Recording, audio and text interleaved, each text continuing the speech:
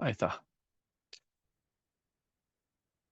Bueno, ahí deberían ver un slide de comportamiento organizacional. Bien. Em, ¿Qué vamos a ver hoy? Estuvimos viendo hasta ahora específicamente todo lo que tiene que ver con eh, todo lo que tiene que ver con la gestión del desempeño. Y empezamos a ver ya específicamente los tipos de evaluaciones de desempeño, vimos todo lo que era el circuito de del ciclo de la gestión del desempeño con las distintas etapas que eso implica. Em, y ahora vamos a ver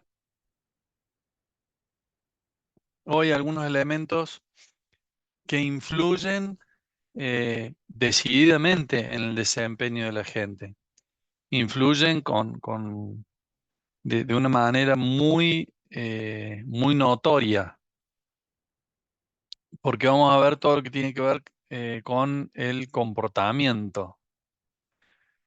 Eh, el comportamiento que es algo muy, dijimos que dentro de lo que es la gestión del desempeño tenemos una parte que tiene que ver con los conocimientos, las competencias técnicas que la gente tiene, y otra parte tiene que ver con el comportamiento, o sea, justamente la conducta.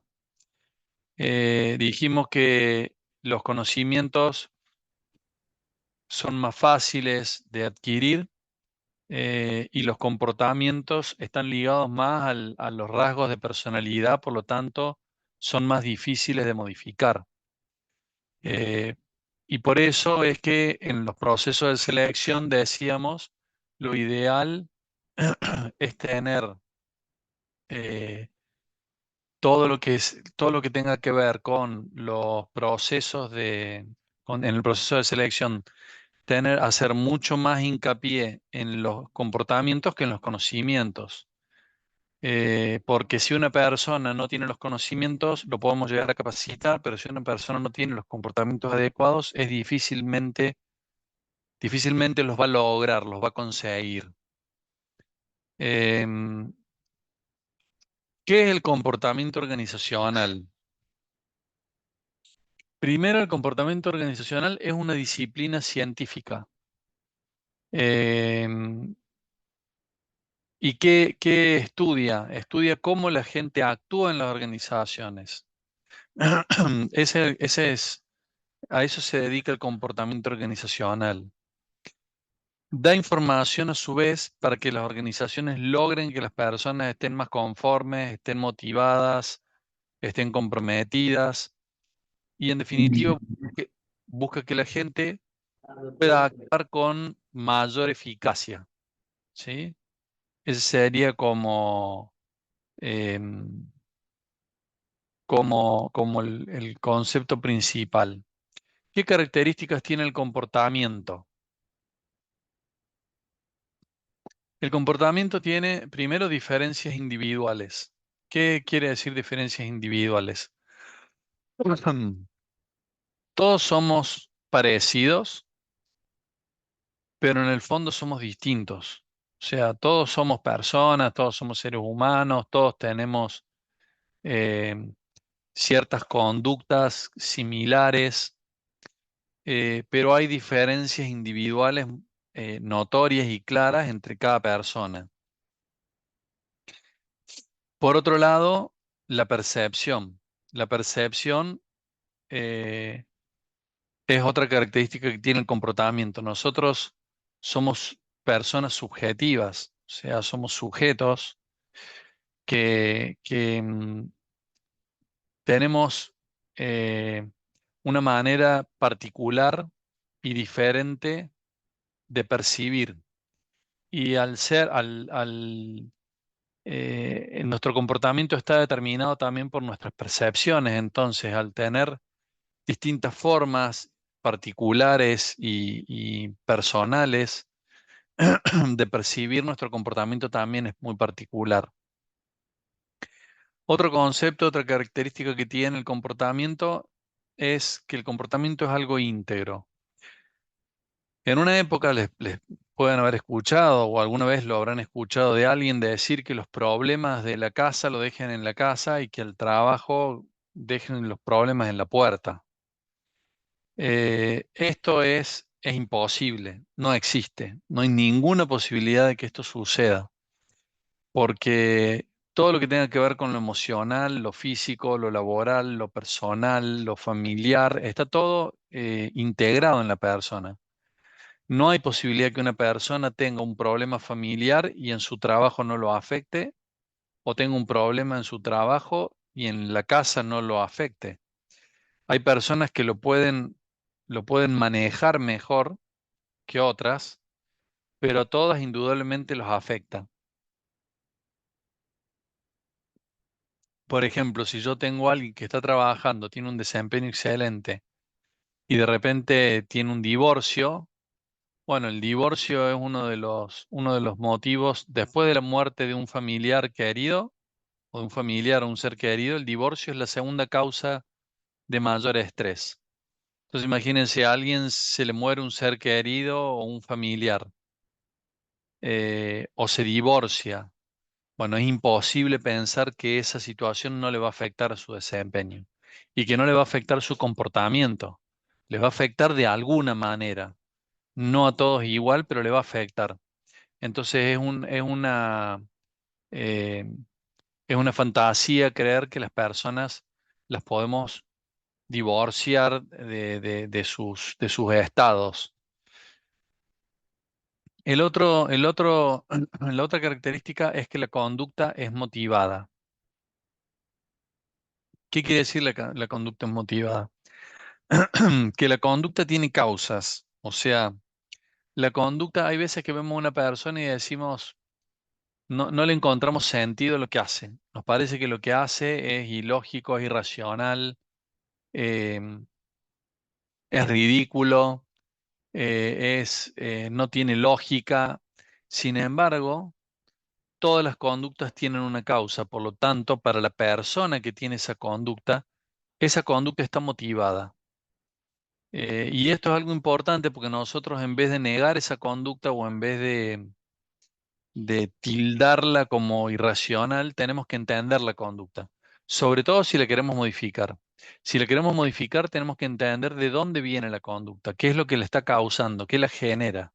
Si no, no vamos a poder buscar una modificación de la conducta. Acuérdense que esto es muy importante porque nosotros hablamos que en la gestión del desempeño, cuando le hacemos una devolución a una persona sobre competencias de comportamiento que no tiene, tenemos que marcarle con observaciones cómo nosotros vemos o en qué situaciones vemos que no cumple, por ejemplo, con una determinada conducta.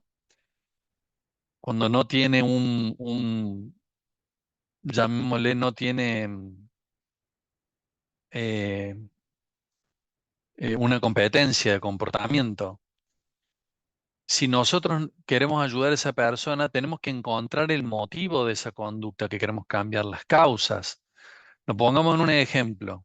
Una persona que es irascible, se enoja, fácilmente se enoja. O no, o frente a determinadas situaciones se enoja. Y nosotros eso se lo queremos marcar en la evaluación de desempeño. Y queremos que esa persona lo cambie. Nosotros tenemos que tratar de indagar cuáles son los gatillos, los disparadores que hacen que esa persona explote, porque es la manera de ayudar a que esa persona deje de tener ese comportamiento. Siempre hay ciertos límites. ¿Cuáles son los límites? Los límites de lo manejable por cada uno de nosotros. O sea, claramente hay conductas que la persona las tiene que ir a tratar con un profesional, con un terapeuta que lo ayude a modificar ciertos comportamientos. Hay otros comportamientos que sí se pueden trabajar desde el ámbito laboral. Esto lo pongo como un ejemplo. Pero siempre tenemos que encontrar el motivo. Por ejemplo, hay muchas veces que en las empresas quieren que la gente sea proactiva. Proactiva es alguien que propone, que se anticipa a las situaciones, que se anticipa a los problemas, que busca y propone la mejor forma de hacer las cosas, que está siempre como inquieta esa persona y buscando hacer cosas. Esa persona es una persona proactiva. Y muchas empresas buscan ese tipo de comportamiento en la gente. Y a veces encuentran lo contrario, encuentran gente más reactiva, o sea, gente que hay que decirle las cosas para que las haga. Si uno empieza a indagar en la conducta reactiva, a veces la causa de esa conducta lo genera la misma organización, porque la causa de conductas reactivas a veces tiene que ver con el temor que tiene la persona de hacer algo y que esté mal y que lo reten por eso que hizo que está mal. Entonces lo que tiende a hacer la persona es a quedarse en una postura más pasiva para esperar que le digan qué tiene que hacer o en definitiva pregunta si algo que se pregunta, digamos, qué hacer. Entonces, si uno detecta esa causa y se da cuenta que no es que tiene que ver con la personalidad de ese sujeto, sino que tiene que ver con una condición generada en la organización, bueno, eso va a llevar a poder trabajar sobre la causa y decir, bueno, yo desde la organización puedo generar otras condiciones para que la persona sea proactiva. Además de eso, nos encontramos con gente que tiene el deseo de participación. ¿Eso qué quiere decir? Eh, las ganas de ser parte, las ganas de que lo tengan en cuenta, las ganas de que le pregunten su opinión, las ganas de que tenga espacio para dar su aporte, si lo quiere dar. O sea, el deseo de participación es el interés de alguien de ser protagonista. Entonces eso también es otra característica del comportamiento. Y el último es el deseo de ser apreciado, que tiene que ver con esto de la autoestima, ¿sí? Eh, la autoestima básicamente es el valor que una persona eh, tiene de sí misma y con eso se genera la autoestima. Cuando una persona siente que es muy valiosa, su autoestima tiende a ser más alta y cuando siente que no es valiosa, la autoestima tiende a ser más baja. Entonces, bueno, nosotros teniendo en cuenta estas características, podemos trabajar sobre eh, el moldeamiento del comportamiento de la gente. Bien, justamente el estudio del comportamiento, por un lado, es para entenderlo y el entenderlo viene para poder modificarlo. O sea, yo para poder modificar un comportamiento, primero tengo que comprender de dónde surge, cuáles son sus causas. Hay una ley que se llama la ley de efecto, que dice que la conducta depende de sus consecuencias. Siempre tenemos eh, una idea que hay conducta que no tiene consecuencias. A veces nosotros decimos, alguien llega tarde al trabajo, llega tarde todos los días y no le hacen nada. Y pensamos que no tiene consecuencias, porque nosotros asociamos la consecuencia a que te pase algo malo, a que sea algo negativo. Y no, hay consecuencias positivas. Entonces, desde el punto de vista y desde la situación de la persona que tiene una consecuencia, que llega tarde y no le dicen nada, tiene una consecuencia su conducta, una consecuencia positiva para la persona. Imagínense que alguien dice, bueno, sin darse cuenta, o dándose cuenta a propósito, dice, No, yo en vez de llegar a las 8, yo para llegar al trabajo a las 8, que es el horario de ingreso, me tengo que levantar a las 6:30.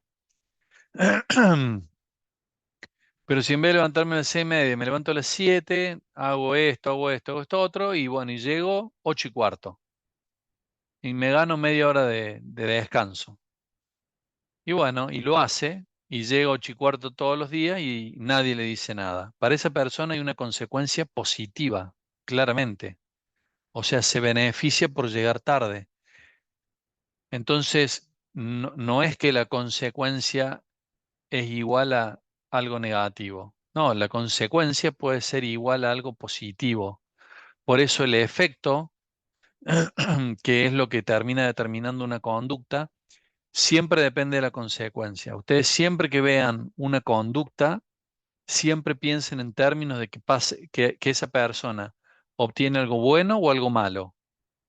Ninguna consecuencia es inocua para la gente. Nosotros estamos incluidos dentro de esa gente, obvio. Entonces, las consecuencias favorables ejercen un efecto de refuerzo y lo que hacen es repetir las conductas. En cambio, lo contrario hace que la conducta no se repita. ¿Se entiende? O sea, hace que la conducta se extinga. Este concepto es muy importante porque nosotros todo lo que vayamos a trabajar en una organización lo tenemos que empezar a mirar desde este lugar, desde el lugar de refuerzos o desde el lugar de consecuencias negativas que extingan conductas.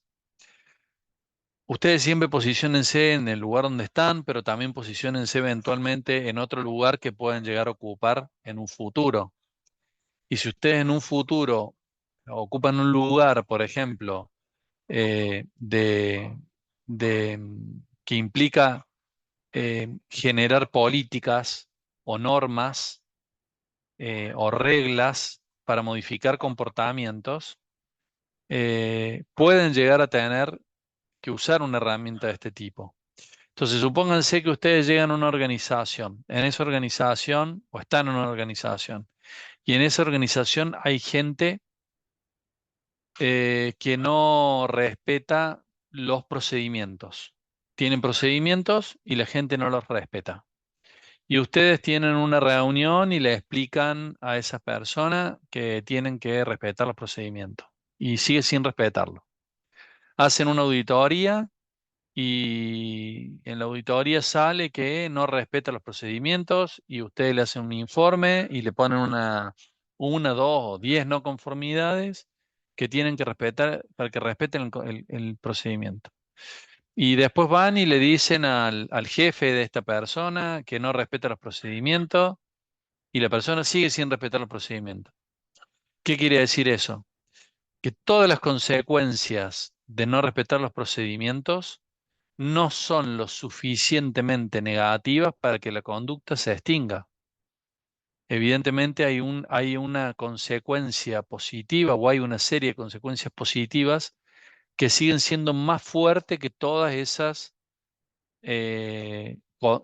consecuencias negativas. Entonces podemos ir más allá. Puede hacer falta que se pongan sanciones. Entonces no cumple con un procedimiento y ya es advertido y después se le llama la atención y después se le pone un apercibimiento y después se lo suspende eh, y se le descuenta el sueldo de los días que no va a trabajar. Y tal vez ahí la persona reacciona y empieza a respetar el procedimiento. Y si la persona sigue sin respetar el procedimiento, a pesar de que tiene múltiples sanciones, y bueno, evidentemente es inmune a cualquier tipo de consecuencia que nosotros podamos hacer que tenga. Y en algunos casos hay que terminar despidiendo a una persona, porque nada de lo que hagamos alcanza a ser lo suficientemente negativo para que esta persona cambie su comportamiento. O sea, esa es la importancia de entender que el comportamiento se da porque hay un beneficio atrás de eso. Hay algo positivo que la empresa, que la persona obtiene. Y la única forma que yo puedo hacer para cambiarlo es que la consecuencia negativa sea mucho más fuerte que lo positivo. ¿Sí? Entonces, este concepto es clave para entenderlo porque en todo lo que vayamos a trabajar en una organización está atravesado por estas consecuencias. Por ejemplo, un vendedor que vende y cobra comisiones, la comisión es un refuerzo positivo. ¿Se entiende? O sea, la comisión termina reforzando, es un incentivo que genera un refuerzo positivo. Entonces, la persona vende. A mí me pagan un sueldo por ir a trabajar y entonces eso se supone que para mí es una consecuencia positiva. Por lo tanto, si a mí me suspenden y me descuentan los días de suspensión, debería ser una consecuencia negativa.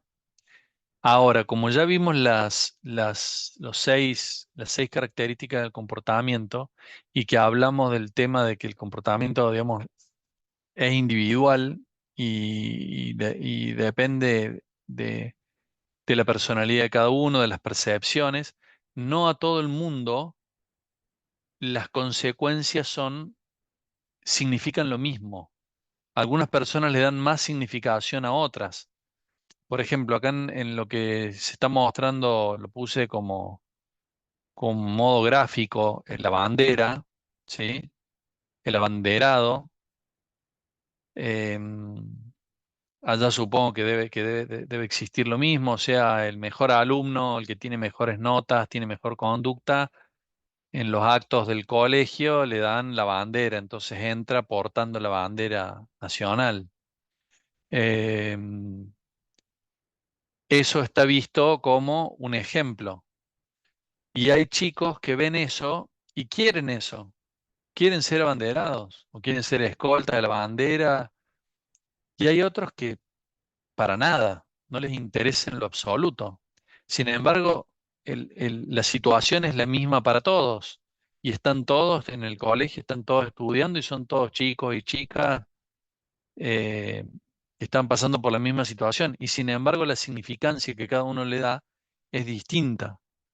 Eh, Hay chicos que una sanción escolar les resulta algo sumamente grave y a otros les da exactamente lo mismo, no les afecta en nada. Entonces no podemos pensar que el comportamiento se puede resolver con una inyección que es la misma para todos. O sea, vieron que no sé, tengo viruela o tengo rubiola o tengo gripe y bueno, hay una vacuna específicamente para cada uno de esos virus o bacterias, no sé. Bueno, con el comportamiento no hay una vacuna que sea te voy a dar una vacuna y vas a tener el comportamiento tal o cual. No, implica un análisis nuestro y un entendimiento sobre todo de las causas del comportamiento y de poder encontrar qué cosas van a reforzar el comportamiento y qué cosas lo pueden extinguir. Si alguien tiene alguna duda, algún comentario, me para y desbloquea directamente el micrófono. Em, Buenas tardes. sí, Verá, acá en Ecuador nosotros nos llevamos en la legislación está, por ejemplo, las faltas repetitivas en el mismo mes te pueden separar de la institución, siguiendo el procedimiento establecido que dice la misma norma. Y también si se inobserva un reglamento interno aprobado por el ente competente, que es el Ministerio de Trabajo, también se le puede hacer una falta grave que puede derivar también a separarse y tramitarlo allá en el ministerio. Pero la normativa nos dice, pero nosotros acá en la institución también descontamos, por ejemplo, los atrasos de la remuneración y está normado ahí en el reglamento, está aprobado. Pero mucha gente no, como usted dice, hace caso omiso a eso y que me descuenten 5, 10, 15 dólares al mes o a la final centavos me da igual, pero la consecuencia es esa es a futuro, porque si llega un proceso, como usted dice, de auditoría, del proceso de ese compañero, a ver, y en los momentos que yo le voy a evaluar y voy a analizar, van a arrojar esos resultados, que él incumple con los procesos y procedimientos establecidos en la norma. O sea, eso es lo que pasa acá en Ecuador. Casi es igual. También hay abanderados, sí, y promoción del mejor trabajador que sería, o sea, quien incumple, quien no incumple, quien llega puntual, quien cumple sus metas. Deberían reconocerle, pero acá en nuestra institución no nos está dando eso. Pero sí hay que incentivar al compañero que cumple y sancionar al compañero que no cumple. Eso es todo. Gracias. Bien, bien, Yo Idalina. también quería compartir algo. Sí, En su intervención, cuando hablaba acerca de las sanciones y las políticas y todo lo demás, muy rara vez en la empresa en la que estoy se dan este tipo de situaciones en donde de verdad, ya con mucha dificultad, una persona sale, como usted lo mencionó, hasta con un Recuerdo mucho el ejemplo de una posición de una persona, ¿no? Que era inspectora. Yo trabajo en una empresa de alimentos. Entonces ella empezó a tener una actitud muy negativa, comportamientos reales, en donde se le sancionaba una, dos, tres, y el que nepotismo ya era evidente, hasta el punto que se visualizó que en una ocasión ingresó un chicle a la planta donde procesábamos atún, y por la cámara se lo detectó, y obviamente puedo decir que solita se puso la soga al cuello, porque ella pensó que tal vez así la empresa le iba a despedir, pero la empresa hizo fue seguirle un visto bueno, que en Ecuador es como un despido, pero la persona sale sin ningún tipo de bono o como un salario cuando se despiden de manera correcta, ¿no? Entonces salió afectada y obviamente salir con un visto bueno es como una mancha en tu currículo. Pero daba mucho, lo asocié mencionaba porque ya eso fue un nivel de comportamiento que la persona definitivamente no quería cambiar, ni porque se le habló, se le hizo reinducción al puesto, se le conversó, se le motivó eres en todo lo que sea, simplemente llegó hasta esa actitud negativa y a la final tuvo que salir, pero salió de una manera no tan buena. bien. Y le hago una consulta. ¿Y cuál es el efecto cuando hay un despido así de ese tipo en el resto de la gente, en los que quedan trabajando? ¿Se enteran, no se Una enteran? lección en el sentido de que, claro, sí, se enteraron, obviamente sus compañeros supieron, se conocía que otras personas también ingresaban caramelos, pero que se le baño o en algún lugar donde tal vez no los descubran, pero ya hasta eso se detuvo porque dicen, no, pues ahorita así sea el caramelo, me ven que me lo como en el baño y saben que es una falta grave, no cuidar el alimento y puede afectar. La diferencia con la persona es que ella ya se visualizó que lo hacía a propósito, porque ella quería ya como un motivo para salir, pero la repercusión de esto en el resto de compañeros fue como una lección y ya el chico o la chica que llevaba un chicle o un caramelo para comérselo afuera también dejó de hacerlo porque sabía que eso podía repercutir. Bien, bien. Bueno, ese otro concepto que es muy interesante, que se llama aprendizaje social o aprendizaje vicario, que es nosotros los seres humanos aprendemos por experiencia propia, pero también por experiencia de los otros. Y aprendemos más por experiencia de los otros que la propia, porque supongamos algo simple. Vos salís de tu casa y tu vecino te dice que, no sé, la policía de tránsito le quitó el auto porque tenía una luz quemada y le pusieron una multa. Y vos empezás a ver que hay otros casos de ese tipo y bueno, te empezás a cuidar porque obviamente, para vos es significativo porque no querés pasar por lo mismo. Eh, Y ese tipo de ejemplos tenemos muchos, que nosotros sin darnos cuenta vamos observando lo que le pasa a los otros, nos vamos enterando y en función de eso nuestro comportamiento se va modificando. En el trabajo pasa mucho cuando, con esto de los ejemplos. Cuando vemos que pasa algo malo y a la persona que hizo algo, o sea, alguien hace algo que está mal y la organización no hace nada, a nosotros eso nos da un mensaje, nosotros también aprendemos de eso. También aprendemos que uno puede hacer las cosas mal, por ejemplo, y no pasa nada. Ya después queda en cada uno si lo quiere hacer o no. Pero uno sin darse cuenta va aprendiendo eso. Y lo mismo de lo contrario, por eso te preguntaba este efecto, porque cuando vos ves que alguien que hace las cosas mal lo despiden con causa, eso además de que se siente un precedente, las personas lo observan. Y entonces hay personas hay personas como todo, que no le importa, y hay otras personas que no necesitaban ese ejemplo porque ya hacían las cosas bien, y hay otros que no hacían las cosas tan bien, pero ese ejemplo les sirve como para empezar a acomodarse, digamos. Em, entonces, bueno, es una buena situación. eh, para tener en cuenta, para tomar como ejemplo, porque es algo sobre lo que uno trabaja y hay que trabajar, sobre todo en la área de recursos humanos, se trabaja mucho sobre eso. Em, También sí, como experiencia, sino como reflexión. A veces también, ante todo, buenas tardes con todo. buenas. A veces también el comportamiento del recurso humano cambia cuando, esto creo que ya lo hemos venido hablando y lo manifestó la compañera María Elisa, cuando llegan los últimos trabajadores, de pronto ganan más, ¿no? Que los antiguos.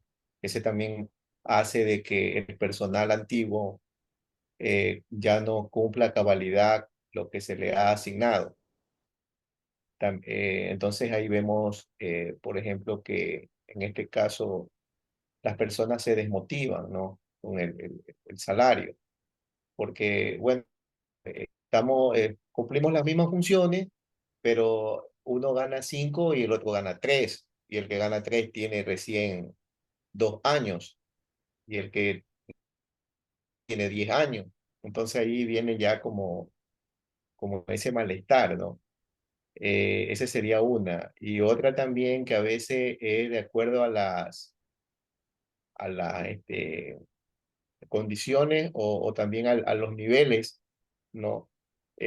Por ejemplo, yo le tengo Cuando empezó esto de la pandemia, las clases eran netamente así, como estamos ahora. Y en ese caso, pues a nosotros nos, este, nos subieron la carga horaria, ¿sí? Justamente porque había, por ejemplo, otras actividades cuando eran reuniones de carrera, hacer políticos, que nos reuníamos con nuestro par. Ya eso ya no lo hacíamos en la universidad. Entonces, como compensación, nos asignaron esta carga horaria o aumentó. Bueno, pero, por ejemplo, yo tenía amigos, ¿no? Que no se dedican a la docencia y me decían, ¿estás bien? Me dice. Y le digo, ¿por qué? Me dice, porque tú tienes tu sueldo seguro. Tú terminas el mes y tú ganas tu sueldo, estás en tu casa, no gastas nada, no te moviliza, pero en realidad las cosas no eran así, porque uno como docente, al menos que sea bastante tiempo, fue nuestra primera experiencia. Yo, por ejemplo, yo salía de mi casa a las 7 de la mañana y yo iba llegando 5:30, 6, o sea, pasaba prácticamente. Y ya con esto de la pandemia tuve que acomodar un lugar que al principio pensábamos que no era, como le decían, la cuarentena. Después tuve que acomodar una mesa, silla, mueble, tenía que tener yo, cambiar lo del internet, porque a la raíz de la pandemia fue que aumentó la demanda del wifi, porque anteriormente no había esto. Y entonces, cuando nadie está en los zapatos del otro, decían, bueno, se gana la plata vaca haciendo, están en casa, pero en realidad no era así, porque yo considero que antes se hizo más, porque nosotros no teníamos, era rara vez que presentábamos láminas, y ya todo era con libros, con folletos, con copias, o uno tenía algún esquema y lo compartía con los estudiantes. Ahora había que construir todo. Yo me acuerdo que el primer semestre yo me quedaba 12, 1 de la mañana y al otro día tenía que otra vez estar a las 8 de la mañana. O sea, yo mi mesita la tenía ya casi ahí conmigo. Y vieron muchos videos, ¿no? Tenía que nomás ponerme la camisa y la corbata y rapidito, y vamos que tenía otra vez clase a la 1 y la misma historia, ¿no? Entonces, ese también a veces es otro motivo, ¿no? La gente tiene una apreciación, ¿no? O un descontento. Piensan que ser profesor es fácil, se gana la plata y no. Y porque ellos están así y ahí comienza el cuestionamiento. Entonces, a mí todas las profesiones o todas las personas que ocupan o que participan en la organización son importantes, ¿no? Pero a veces nos comportamos de una manera no adecuada, ¿no? O, por ejemplo, queremos maltratar al señor del servicios generales, no saludamos a día cuando no debe ser así, ¿no? Entonces, a veces ese tipo de comportamiento va más allá de lo social, porque usted habló de algo de lo social, que también va lo psicológico, va en lo emocional.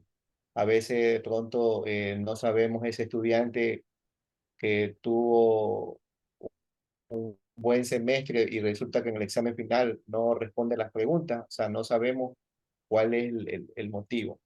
Entonces yo sí considero que se debe de hacer como un examen muy minucioso con el tema del comportamiento porque eh, considero que es muy importante debido a que cómo está el individuo, cómo está el colaborador, considero que va a ir los objetivos no solamente personales, sino que también los objetivos organizacionales de cualquier tipo de empresa en diferente sector que forme parte. Entonces, el comportamiento, pues como usted pues es muy bueno saber esas posturas también, las posturas hay que respetarlas en ese sentido, ¿no? Bien, eso era lo que yo también aportar en el tema del comportamiento. Bien, bien, buenísimo. Buenísimo, gracias. Em, ¿Alguien más quería decir algo más?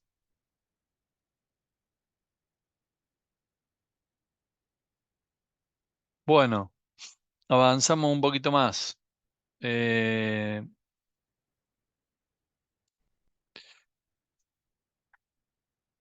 las necesidades internas prefiguran la conducta, o sea, eh, de alguna manera las predisponen, pero las consecuencias externas son las que tienden a determinarla. O sea, yo puedo tener una predisposición de actuar de una determinada forma, pero el ambiente en donde yo estoy me lo determina finalmente. ¿Se acuerdan que yo les decía que somos seres contextuales y que ahora la mayoría de las terapias que más fuerza están tomando se llaman terapias contextuales, que tienen que ver el entorno donde está la persona, el contexto en el cual se desenvuelve? Eh, por lo tanto, eh, las consecuencias externas tienden a determinar la conducta de las personas. Eh, en esto que decíamos, que nosotros aprendemos por experiencias propias y también por lo que por lo que viven las otras personas, aprendemos de los ejemplos. Por eso también decimos tan importante es que el mando medio, el conductor, el que tiene gente a cargo, tiene que predicar con el ejemplo. Eh, es muy difícil pedirle a la gente que haga determinadas cosas y el mando medio de esas personas, el conductor, hace algo que es totalmente opuesto. O no cumple con lo que está pidiendo que hagan. Porque las personas tienen mucho a ver la coherencia entre lo que se dice y lo que se hace. Y lo que tiene más peso es lo que se hace. Entonces, ahí es donde empieza a suceder una pérdida de autoridad. Cuando una persona ve que el conductor hace algo contrario a lo que está pidiendo y lo que está diciendo, la gente que tiene a cargo automáticamente es como que le resta autoridad a esa persona y a lo que está diciendo. Eh, y cuando seguimos hablando de comportamiento organizacional y hablamos del contexto, la importancia del contexto, tenemos que tener en cuenta que ese contexto también está determinado por los modelos organizacionales, que esos terminan impactando en el comportamiento de la gente. ¿Qué es un modelo organizacional? Un modelo organizacional es un estilo, es una forma que a veces eh, llamémosle, em, definida claramente, está definida adrede y otras veces se da de manera espontánea, sin que nadie se lo proponga, pero genera las mismas consecuencias. O sea, los modelos organizacionales pueden o no estar explícitos, puede o no la persona que lleva adelante una organización gestionar de una manera muy consciente de lo que está haciendo y otras veces no, sale de manera natural, pero sea consciente o sea eh, natural, digamos, sin tenerlo claro, el modelo impacta igual en la gente.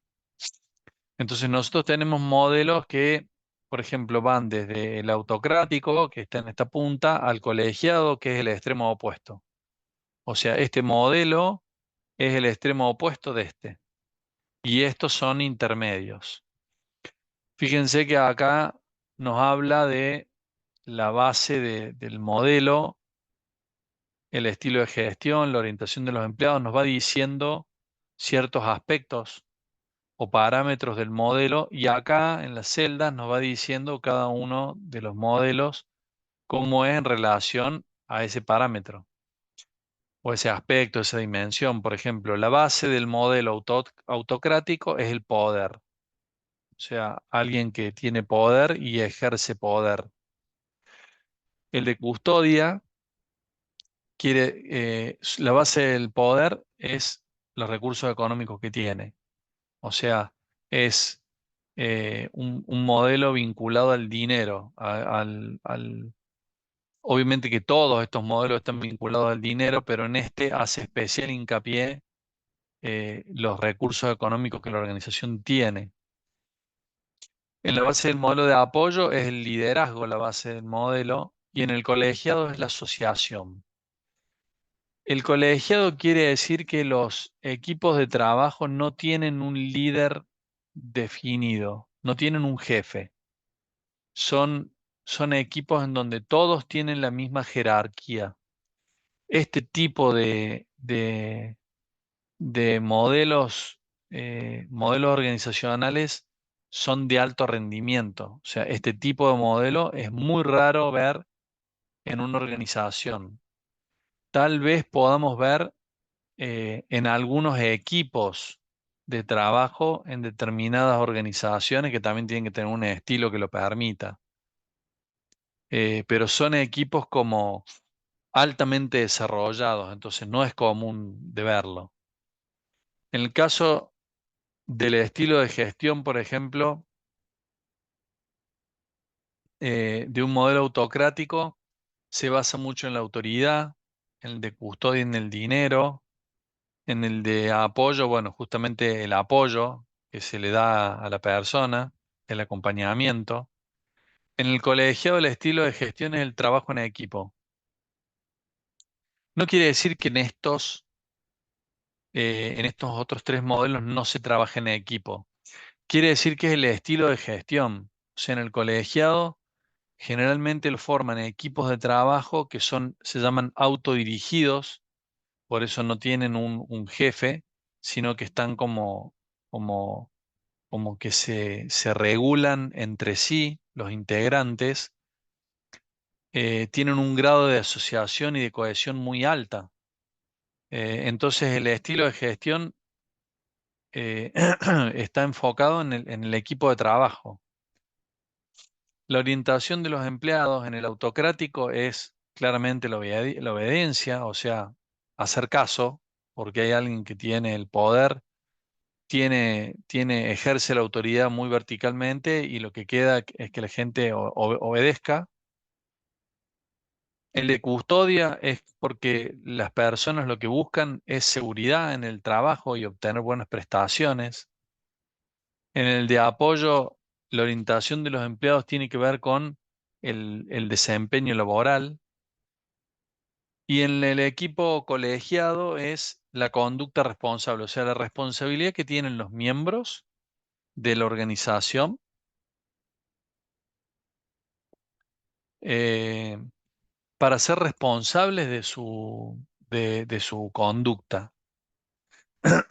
¿Qué resultado psicológico causa en los empleados estos distintos modelos de comportamiento? En el autocrático causa dependencia de la gente. Eh, el de custodia, la gente ya causa dependencia de la organización. En el de apoyo, lo que la gente, el resultado que tiene es que la gente busca participar. Y en el colegiado, lo que genera es autodisciplina. Porque acá recuerden que no hay alguien que me está diciendo todos los días qué es lo que tengo que hacer y a cada rato me está marcando el camino, sino que tengo un equipo de pares que mutuamente nos vamos regulando. Entonces, aquí hay que tener mucha autodisciplina. En cuanto a la necesidad de los empleados que se satisface con el autocrático es la de subsistencia. O sea, poder tener un trabajo, yo busco un trabajo para poder vivir y bueno, tengo a alguien que me dice lo que tengo que hacer, yo obedezco y tengo dependencia de esa persona. Y eso me ayuda a la subsistencia. En el de custodia es seguridad, o sea, yo busco seguridad laboral. En el de apoyo, categoría y reconocimiento, porque acá yo tengo un líder y bueno, espero de ese líder el reconocimiento y de alguna forma que me dé el nivel o yo pueda acceder al nivel que me corresponde. En cambio, en el colegiado es de autorrealización. Es como un nivel más elevado, en donde las personas buscan sentirse satisfechos con su propósito, con el sentido de lo que hacen, con la razón de por qué hacen lo que hacen. Y el resultado del desempeño en el autocrático es un nivel bajo el desempeño, porque es una persona dependiente que está esperando que le digan lo que tiene que hacer y depende de alguien que ejerce la autoridad de manera muy vertical. En el de custodia es como que la persona coopera en función de lo que le piden. El de apoyo tiene impulsos que generalmente lo llevan a tener un buen desempeño, pero en el colegiado ya el nivel de motivación es muy grande, es muy alto. Entonces el desempeño suele ser muy alto. ¿Por qué son importantes estos modelos? Porque en algunos casos no se dan siempre de manera lineal. En algunos casos se van dando algunos parámetros en un modelo y otros parámetros de otro. Y a veces hasta suele pasar que cambia por áreas. O sea, hay áreas o sectores en los cuales se privilegia o se permite más un modelo, por ejemplo, colegiado, y en otra, y en la organización en general, el modelo que prima es el modelo de apoyo. O sea, es como que depende también incluso quién es el gerente, quién es el conductor, quién es el que tiene a cargo el área, si, bueno, si esto digamos, se cumple en toda esta, con todas estas características. Bueno, bueno, ¿cómo vamos hasta ahora? ¿Se va entendiendo sobre esto? ¿Hay algún comentario o alguien que quiere compartir algo?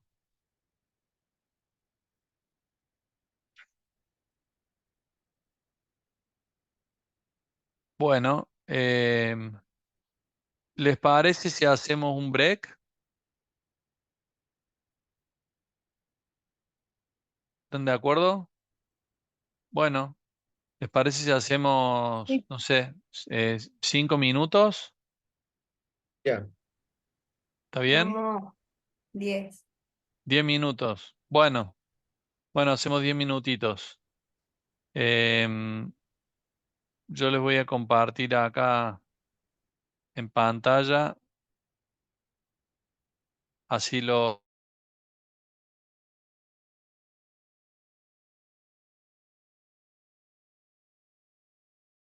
Ahí entonces en ese tiempo termino, nos conectamos de vuelta.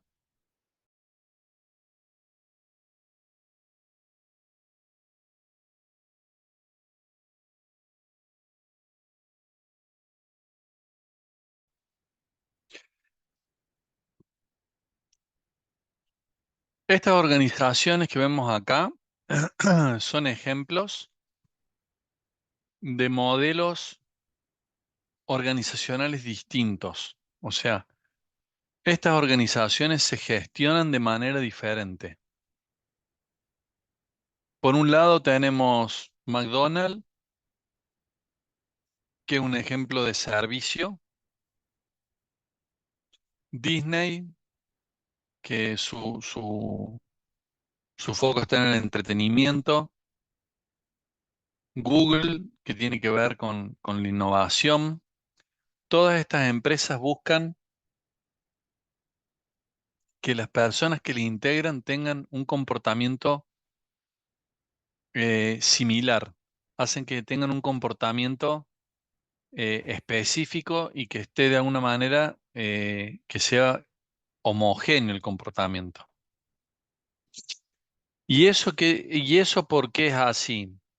Porque además de tener modelos organizacionales, dentro de las organizaciones hay culturas distintas, hay elementos culturales diferentes.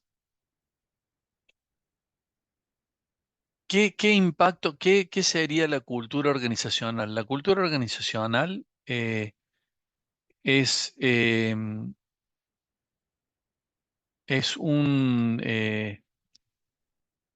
una serie de creencias, de supuestos, de valores, de paradigmas que tiene una organización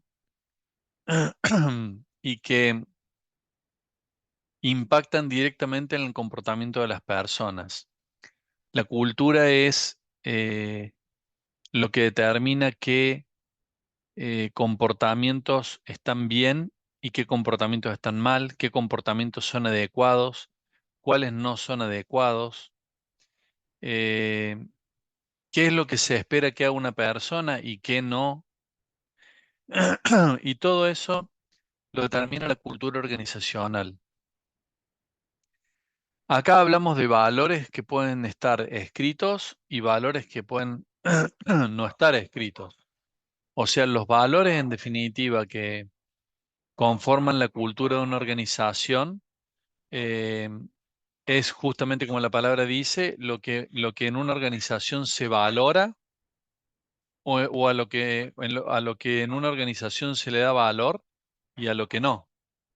Entonces, cuando yo tengo una organización que tiene una cultura con valores muy arraigados, con supuestos con creencias que tiene la gente, con mandatos, eso nos marca los límites y nos condiciona el comportamiento, porque son transmitidos y son reforzados de persona a persona. O sea, no hay una transmisión cultural eh, que se pueda hacer necesariamente adrede, no hay una transmisión cultural que se haga programática. Sí hay organizaciones que buscan generar procesos que refuercen un tipo de cultura que quieren o tienen determinadas prácticas o tienen un sistema de premios o un sistema de comunicación que trata de afianzar algún determinado tipo de cultura. Y hay organizaciones que no lo tienen y la cultura se da igual. Entonces, si yo conozco cómo es la cultura de una organización y trato de modificarla, tengo que tener claro el punto de partida, o sea, cómo es esa organización, qué cosas son las que quiero modificar y qué es lo que yo tendría que hacer para cambiarla. Cuando uno, cuando hablamos del tema de la cultura, hay muchas personas que lo toman como algo light, como algo etéreo, como algo que está en el aire, que no es algo que pueda mostrarse de manera concreta. Entonces no le dan mucha importancia a los fenómenos culturales y a la cultura de una organización. Y sin embargo, la cultura de una organización es determinante, tan determinante que puede hacer que una organización tenga éxito o fracase. Eh, yo tengo muchos casos de empresas donde he estado asesorando que la cultura eh, genera comportamientos contrarios a lo que la organización busca. Y una de ellas, que me queda como un ejemplo muy claro, les voy a contar un caso, es una empresa que se dedica a la industria de panificación. Es una panificadora industrial tipo Bimbo, Fargo, de ese tipo. Nada más que es de acá de Argentina. Y esta empresa empezó cuando empezó cuando se creó, al tiempo tuvo la posibilidad de empezar a abastecer de productos panificados a una gran cadena, a una cadena de supermercados. Y eso era muy bueno porque como industria le daba volumen de producción. Y resulta que llegó a esta cadena de supermercados porque la cadena de supermercados estaba teniendo para los productos panificados varios proveedores. Y eso le traía problemas, porque tenía un proveedor para pan lactal, un proveedor para pan de hamburguesa, un proveedor para pan de Viena, un proveedor para criollos, un proveedor para factura. Entonces tenían un montón de proveedores y siempre alguno de esos proveedores le fallaba. Entonces había algún producto panificado que no tenía y esos productos, ustedes vieron, son perecederos, o sea que hay que tener todos los días. Entonces esto le generaba mucho problema. Esta empresa vio ahí una oportunidad y se comprometió a cumplir con las entregas. Entonces la empresa se quedó con ese contrato, reemplazaron los proveedores por esta empresa y esta empresa durante años creció de la mano de esta cadena de supermercado entregando los productos todos los días. ¿Qué pasó con el tiempo? Y esto le estoy hablando de más de 10 años. Un día esta cadena eh, les deja de comprar la cantidad que le compraba y la reemplazan con otras cadenas. O sea, esta cadena pasó a ser minoritaria, pero la cultura de la entrega siguió estando. O sea, el cumplimiento del plazo de entrega y de la totalidad de los productos a los clientes se quedó forjado como un valor cultural. como algo principal dentro de lo que era la organización. Entonces ellos seguían trabajando de la misma forma, por más que los otros clientes nunca se lo hayan pedido, ellos lo tenían como una forma de trabajo propia. Y llegó un momento en el cual, como empezaron a abastecer a muchas cadenas a grandes superficies, a empresas incluso internacionales como Carrefour, como Easy, como Walmart, bueno, le exigieron que certifique normas de inocuidad alimentaria, entonces tenía que garantizar que los productos que ellos entregaban eran aptos para el consumo, que no le iba a hacer mal a la persona que los coma. Em, ¿Esto qué generó? Que los controles se hicieron más estrictos y que había muchos productos que no estaban aptos para el consumo. Entonces esos productos que no estaban aptos para el consumo se decomisaban. Y decomisar era tomar productos que ya estaban elaborados, pero que no habían pasado la prueba de estar inocuos, y los ponían en un sector. Y ese sector estaba identificado como un sector de decomiso que no era apto para el consumo. Y fíjense lo curioso que pasaba, que el personal de expedición, que es el que llena los camiones con los productos, cuando veía que faltaba algún producto, iban hasta el área de producción y le preguntaban si estaban por sacar, por ejemplo, algún producto. No sé, me falta pan lactal. Si de producción le decían que no, se iban al área de decomiso y sacaban productos que no estaban aptos para el consumo y lo cargaban en el camión y lo mandaban al cliente. Entonces, imagínense que ustedes vayan a comprar un pan lactal en Walmart y sea un producto que no es apto para el consumo. Es una locura. Y sin embargo, ellos lo hacían a conciencia de que ese producto no era apto para el consumo. Entonces, cuando empezamos a hablar con la gente y le preguntamos por qué hacían eso, que era como algo irracional, o se estaban mandando algo que después el cliente lo devolvía porque después el producto, por ejemplo, tenía hongos, entonces el cliente identificaba que ese producto no estaba apto para consumo, lo devolvía. Los mismos operarios decían, pero no importa, porque nosotros cumplimos con entregar el producto. O sea, entregamos el producto entregamos el pedido en tiempo, informa, lo entregamos completo y en el tiempo que el cliente lo quería.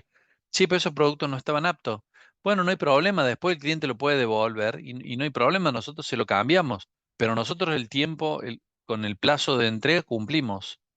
O sea, era una cosa totalmente ilógica la que planteaban, porque si uno lo pensaba, uno ahí dice, lo que yo les decía, uno de los preceptos, la conducta es motivada, la conducta tiene un motivo. La gente de calidad no lo podía entender, o sea, no le entraba en la cabeza de si esta gente tiene algún problema, porque no puede ser que manden productos que no son aptos para el consumo. Pero esa gente era perfectamente normal. Lo que tenían era un mandato cultural muy fuerte, muy arraigado, que había que cumplir con el plazo de entrega y con la cantidad de productos, cueste lo que cueste.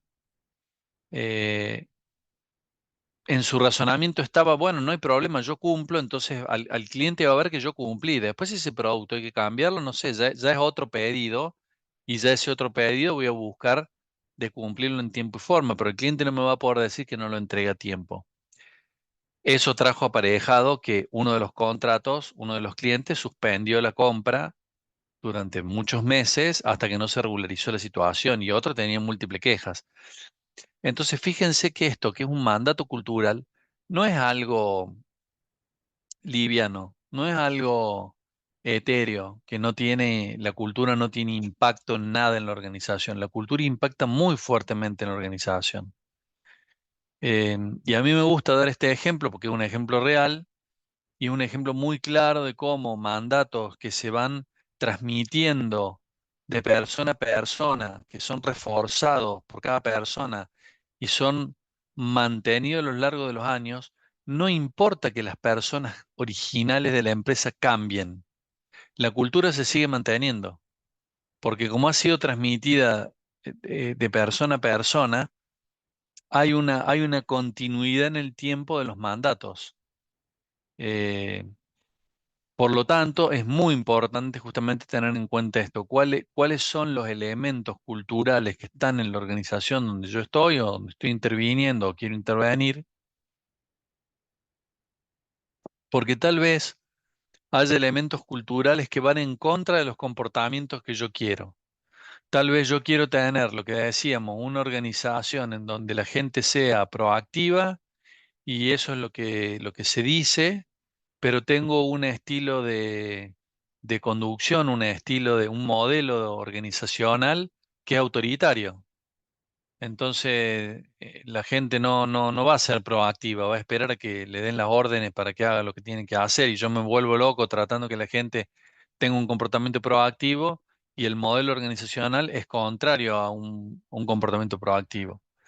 De la misma forma, yo puedo querer que la gente sea, no sé, esté orientada a atender al cliente muy bien y culturalmente eso no está instalado. Lo que está instalado es hacer las cosas de la forma más rápida y más fácil para el que le está haciendo, porque nadie nunca le dijo nada. Entonces, eso va en contra de la calidad del producto o del servicio. Y yo ya tengo un elemento cultural que me está impactando fuertemente en eso. Entonces, estas son las cosas que hay que tener en cuenta en una organización, porque a veces hay cosas que no nos podemos explicar y vemos a veces comportamientos que son que en las personas son homogéneos en algún aspecto, que hay ciertas características que yo puedo decir, bueno, en mi organización tal cosa y tal cosa, que puede ser buena o puede ser mala, se da medianamente en la generalidad de las personas. Entonces ahí estamos hablando de un aspecto cultural. ¿Se entiende?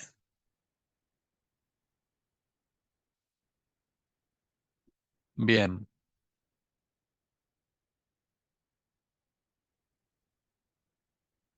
¿Qué característica tiene en la conformación de la cultura? Que hay ciertas culturas que tienen, se llaman culturas fuertes, que la cultura es fuerte cuando la mayoría de las personas adhiere a los valores centrales o a los valores fundamentales o predominantes de una organización. Entonces ahí se habla de una cultura fuerte. Una organización en la que la mayoría de las personas adhieren a esos valores es una cultura que tiene comportamientos más homogéneos, comportamientos similares. Lo que genera también es un sentimiento de pertenencia muy grande con la organización, porque los aspectos que para la organización son importantes, para la gente también son importantes. Eh, y eso también genera que haya una menor rotación porque la gente se siente identificada con la organización. Incluso cuando entra gente nueva, se llama presión social al efecto que generan los compañeros sobre el ingresante para que adopte los valores de la organización. Para eso también tengo un ejemplo que es negativo, que trabajando para una empresa que trabajamos junto con un organismo público de recaudación de impuestos de acá de Argentina, eh, resulta que yo hablo con una persona que estaba trabajando en un área y yo, bueno, estábamos conversando acerca de cómo eran en esa repartición pública. Y esta persona me dice que cuando entró a la organización, eh, venía esta persona de una empresa que estaban acostumbrados a atender el teléfono cuando sonaba al tercer llamado, al tercer ring. O sea, el teléfono, tenían un teléfono fijo, sonaba una vez, sonaba dos veces, sonaba tres veces, lo levantaban. Buen día, habla Juan Pérez, ¿cómo está? Sonaba el teléfono de vuelta una vez, dos veces, tres veces y atendían. O sea, no lo dejaban que suene más de tres veces. Y esta persona en esa empresa había trabajado muchísimos años, se había acostumbrado a eso. Entonces, cuando entra esta repartición pública, entra un sector y en el sector había un montón de gente y ella escuchaba que sonaba el teléfono una vez, dos veces, tres, cinco veces, ocho veces y no lo atendía nadie. Entonces, ella qué hacía? Cuando vio eso, pasó dos o tres veces, es como que, bueno, por costumbre, empezó a sonar una vez, dos veces, tres veces y lo empezó a atender el teléfono. Y bueno, sonaba una vez, dos veces, tres veces y lo empezó a atender. Entonces, al final del día la llama a esta persona, el jefe del sector, y le dice, mira, nosotros acá atendemos el teléfono solamente si la llamada es importante. O sea, le dijo literalmente eso. Y esta persona dijo, bueno, pero si no atiendo, ¿cómo sé si la llamada es importante? Y bueno, la persona lo miró como diciendo, no atiendas el teléfono. O sea, el mensaje no es atender la llamada importante. Fue una manera de decir de no atiendas el teléfono. Porque si vos atendés el teléfono, le vas a tener que derivar la llamada a alguien y le estás dando trabajo. Entonces, ya suficiente trabajo con el que nos llega de los compañeros como para encima que nos den trabajo a alguien que llama por teléfono. Eso genera, eso es real y eso pasa porque las personas efectúan una presión sobre el que ingresa para que adopte los valores. Y lo hacen de esta manera. Lo hacen diciéndole cómo se tiene que comportar frente a determinadas situaciones. Cuando ustedes escuchan, acá las cosas las hacemos de esta forma. Nosotros estamos acostumbrados a que esto se haga así. Y ustedes preguntan, pero ¿y por qué hacen esto de esta manera? Porque acá siempre lo hicimos así. Acá siempre se hizo así. Esto acá funciona o esto acá no funciona. Eso no funcionó nunca. Ya vino alguien, quiso hacer eso y no funciona. Cuando ustedes escuchan esas palabras, el que está hablando es la cultura. No le está hablando un compañero de trabajo. El que les está hablando a ustedes es la cultura de la organización. Y se expresa a través de lo que las personas dicen. Entonces, ¿qué es lo malo que tiene las culturas fuertes? La resistencia al cambio. Lo bueno es todo lo otro, la uniformidad, el sentimiento de pertenencia, los equipos robustos, una menor rotación, una mayor identificación con con los objetivos de la organización, un mayor orgullo de pertenecer. Ahora, justamente lo que genera como malo es no quiero cambiar, porque todo lo que somos es muy bueno, entonces no quiero cambiar. Entonces a veces nos pasa que la situación o el contexto obliga a que la organización tenga que cambiar, porque los contextos no son estables. Entonces, ahí nos encontramos con que las organizaciones están muy rigidizadas y no se pueden adaptar. Después de de la pandemia, hubo muchas cosas que cambiaron y que tenían que cambiar. Y sin embargo, hay organizaciones que al día de hoy no se pueden adaptar, les cuesta adaptarse y eso en algunos casos lo están pagando caro. Sí, Dani, levantaste la mano. Sí, yo quería hacerle una preguntita. Sí. Aquellas personas cuando de pronto se resisten al cambio, eso, ¿cómo lo podíamos llamar? ¿Cultura o comportamiento? Pero cuando es individual. Sí, ahí está el punto. Está buena la pregunta, Dani, gracias, porque sirve. Em, Hay dos tipos de resistencia al cambio. Hay una resistencia al cambio cultural y hay una resistencia al cambio individual. La resistencia al cambio cultural es porque hay un valor que está instaurado y que generó éxito en la organización. Entonces las personas lo adoptaron como una forma de hacer las cosas, como algo, como un mandato de que acá hay que hacer las cosas de esta forma, a nivel general. Eh, Hay otra resistencia al cambio que es la individual y que el origen no es la cultura, el origen es el miedo. ¿Por qué? Porque ustedes piensen, cuando ustedes dicen, supongamos, los que son docentes, deben haber tenido el caso o pueden tener el caso de otros docentes que dicen, no, yo no quiero dar clase virtual, no quiero. Bueno, pero mira, te voy a explicar a manejar el Zoom o el Teams o el Meet y vas a poder dar la clase y acá tenés los recursos no, no quiero porque a mí me gusta dar la presencial porque presencial es como uno aprende y empieza a poner trabas y trabas y trabas y trabas. Cuando uno rasca, cuando uno hurga el motivo, hay un temor a no poder hacer las cosas bien de otra forma. Hay un temor a no poder adaptarse a la nueva situación. Hay un temor a perder el estatus o a perder la seguridad que le da a la persona el seguir haciendo el trabajo de la misma forma y que es lo que lo mantiene trabajando. O sea, cuando ponemos eh, a un administrativo que está acostumbrado a trabajar usando el Excel y de repente le ponemos un sistema de gestión, un software, y a veces se resiste ese cambio. Dice, no, no lo quiero usar. Pero el problema no es una cuestión cultural. El problema es que hay un temor a dejar de ser valioso para la organización por no poder aprender a hacer lo nuevo que se le está pidiendo.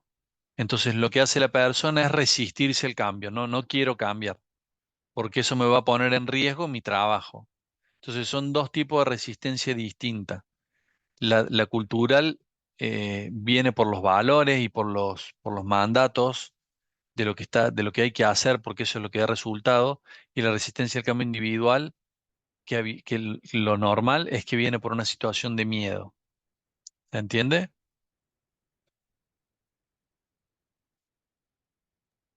Ya, sí, muy amable por su, justamente me estaba acordando de algo que también ese comportamiento, o ¿cómo se llamaría? Ya le voy a plantear el ejemplo.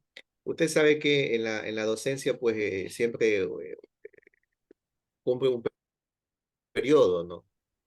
Por ejemplo, 2 periodos, usted es coordinadora de algo y después viene y le envían a otro departamento o a otra coordinación. Y yo sí me he dado cuenta que a veces cuando está el nuevo coordinador o la nueva coordinadora, siempre el que ya fue, ¿verdad? El que inclusive podríamos decir hace unos 8 o 10 años, siempre como que quiere como hacer quedar mal al que es actualmente el coordinador. Y dice, bueno, en mi periodo se hacía así, en mi administración se hizo así. Se quiso intentar, pero no se pudo. ¿Por qué saca esa persona justamente en ese tipo de reuniones esos datos o ese malestar que cuando ella fue o él fue la coordinadora de ese periodo, no lo hizo y tuvo la herramienta para poder modificar? Por ejemplo, ahorita estamos en la repotenciación que le llamamos acá. En este caso consiste asignarle nombres a las materias. Por ejemplo, habían materias como Economía 1, Economía 2 y Economía 3. Ahora ya Economía 1 es Introducción, Economía 2 es Microeconomía y Economía 3 es Macroeconomía. Pero en sí esos contenidos se daban hace unos 10 años atrás, pero esa persona de pronto pudo haber presentado un proyecto, pero se quedó ahí, ¿no? Nadie me pide, no lo hago. Si yo lo hago, los demás coordinadores van a decir que yo soy afanado, no vamos a salvar el mundo se va a perder. Son palabras que yo escucho ya de personas que han sido, ¿no? Han sido, como usted mismo lo dice, a veces no quieren mostrarse débiles, ¿no? O no quiere que le vean una debilidad, ¿no? Y de pronto esa nueva persona, joven, con buen manejo de discurso, herramienta, de pronto lo hace, ¿no? Lo hace en un año, lo que tal vez el otro no lo hizo Entonces, a qué se debe ese tipo de? Porque ahí estamos hablando también de otro comportamiento, pero no le tengo el nombre. De pronto usted como maneja un poco más lo que es el comportamiento por su perfil. Sí, está bueno, está muy bueno, Dani, lo que comentas. En algunos casos tiene que ver con la autoestima. O sea, cuando vos, un elemento clave en la autoestima es, eh, justamente la autoestima es un autoconcepto, se llama, es el concepto que cada uno de nosotros tenemos sobre el valor que tenemos. En el caso del trabajo, nosotros nos sentimos valorados en el trabajo, a veces por las devoluciones que tenemos, por lo que nos dicen los otros y también por nuestra propia percepción. Y a veces nosotros, la percepción que tenemos de nuestro valor es por lo que sabemos hacer o por las cosas que resolvemos. Otros piensan que tienen valor por lo que proponen, por lo que generan y no necesariamente por lo que hoy están haciendo. Otros piensan que tienen un mayor valor porque logran inspirar a otros o logran hacer que otros hagan determinadas cosas. O sea, eh, para nosotros como seres humanos es muy importante el valor que los otros nos asignan y también el valor que nosotros mismos nos asignamos. Y esto no es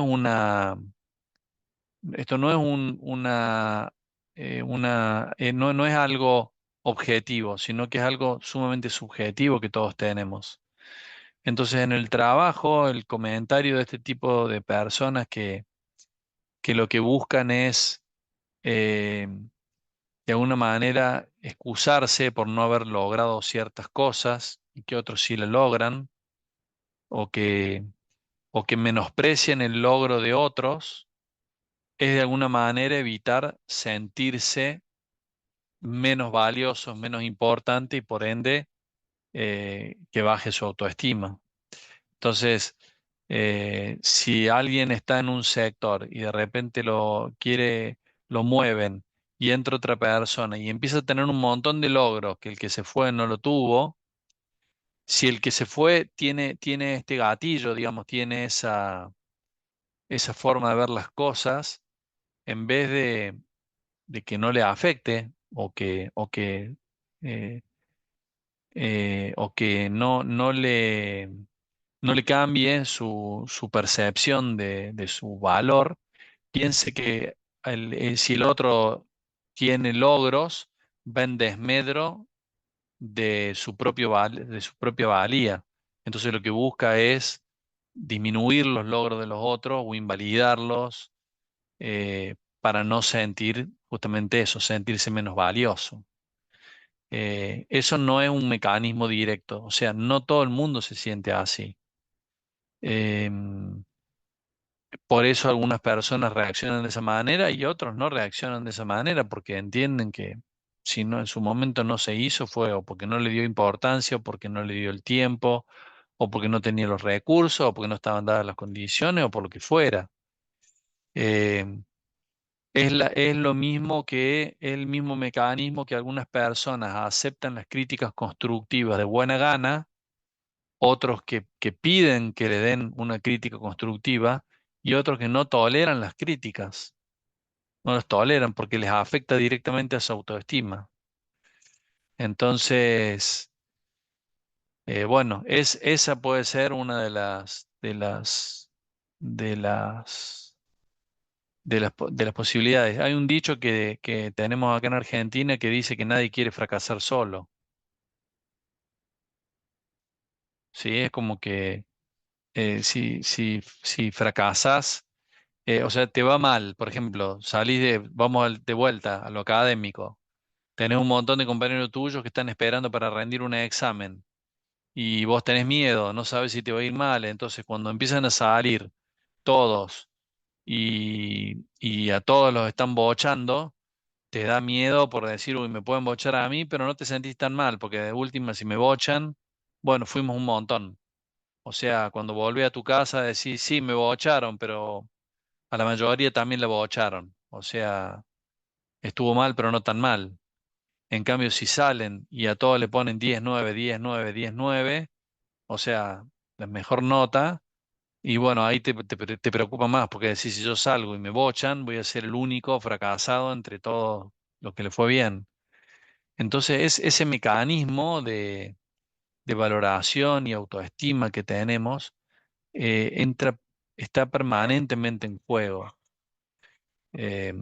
Así que bueno, ese puede ser uno de los motivos por lo que pase esto. Piensen que en el trabajo se pone mucho en juego la autoestima. Está, está muy en juego. Em, bueno, vamos avanzando. Nosotros tenemos que tener en cuenta este concepto que los comportamientos no lo vamos a poder modificar en contra de la cultura que está imperante. Entonces, volviendo al ejemplo de esta panificadora, eh, nosotros tenemos que trabajar derribando el mandato de cumplir con los horarios con las entregas en su totalidad por encima de la calidad, saltando la calidad. O sea, primero hay que quitar, hay que luchar, hay que remover ese valor cultural y reemplazarlo por otro para que ahí el comportamiento pueda ser modificado. Porque si no, no vamos a poder modificar comportamientos en contra de una cultura. Entonces, es muy fuerte el elemento cultural. Está permanentemente activo. Entonces, nosotros necesitamos identificar primero el elemento cultural y después vamos a poder modificar el comportamiento. Em, ¿Por qué decimos que el comportamiento es aprendido? Acá nosotros lo podemos ver en este gráfico, cómo el comportamiento se aprende y se refuerza. Nosotros tenemos, para llevarlo al ámbito laboral, nosotros tenemos un estímulo. Por ejemplo, mi jefe me da una tarea laboral que es muy difícil. Yo, frente a ese estímulo, tengo primero una respuesta cognitiva, o sea, un pensamiento tengo. Que ese pensamiento, por ejemplo, en este caso es la catastroficación. O sea, lo pongo como algo tremendamente malo y lo catalogo en que no voy a ser capaz y le agrego porque soy un fracaso, o sea, no voy a ser capaz de hacer esta tarea laboral difícil. Eso genera una respuesta biológica, que es emocional, que me genera tristeza y me da ansiedad. ¿Sí? La ansiedad es porque estoy frente a una tarea, no voy a ser capaz de hacerlo, pero no tengo la certeza, porque todavía no me puse a hacerla, y eso es lo que genera ansiedad, la falta de certeza. Entonces tiene una segunda respuesta cognitiva en la cual yo digo, seguro que voy a fracasar, o sea, seguro que me va a salir mal. Esa respuesta cognitiva me genera una respuesta motor de inhibición, o sea, es como que me trabo, tengo torpeza, ineficacia, y probablemente lo que tenía que hacer lo haga mal. Entonces, esto me genera la primera consecuencia, que es una consecuencia ambiental, en donde mi superior me hace una evaluación negativa, me hace saber que lo que hice está mal. Entonces, eso genera una consecuencia cognitiva que es que se refuerza que definitivamente soy un desastre. Y eso refuerza la respuesta emocional y biológica. Entonces, eso de alguna manera hace que lo que yo sentí, lo que yo pensaba, eh, que, digamos, se asiente, quede como más establecido. Y este circuito lo hacemos tanto para las cosas buenas, que creemos que somos buenos, y para las que no somos buenos. O sea, este mismo circuito, pero en positivo, surge con las cosas para lo que somos buenos. Si decimos, bueno, yo soy bueno para para las manualidades, o tengo mucha habilidad manual, entonces me dan como estímulo que haga una mesa, y yo sé que soy bueno para eso. Entonces mi respuesta cognitiva es, qué bueno, voy a hacer una mesa, la voy a hacer de esta forma, la voy a hacer de esta otra. La respuesta emocional es alegría, entusiasmo, ganas, eh, y como posterior a eso, como respuesta cognitiva, voy a decir, voy a hacer una mesa buenísima Si lo voy a dejar re contento al que me la pidió. La respuesta motora, en vez de inhibición, es de soltura, es de flexibilidad, es de ligereza, digamos, y probablemente yo lo haga bien, tenga habilidad para hacerlo porque estoy con confianza, y la consecuencia ambiental va a ser buena porque me van a decir qué buena que está la mesa, y eso va a reforzar lo que pienso diciendo, sí, soy muy bueno para hacer las cosas, ya sé que está buena la mesa, porque yo soy muy bueno para esto. O sea, este circuito lo tenemos todo el tiempo, ¿sí? Eh, y esto lo vamos aprendiendo y se va reforzando. Y a medida que más vueltas da este circuito, más fuerte se pone el resultado. O sea, el resultado bueno se pone más fuerte, el resultado negativo también se pone más fuerte. O sea, cualquiera de los dos tipos de resultados.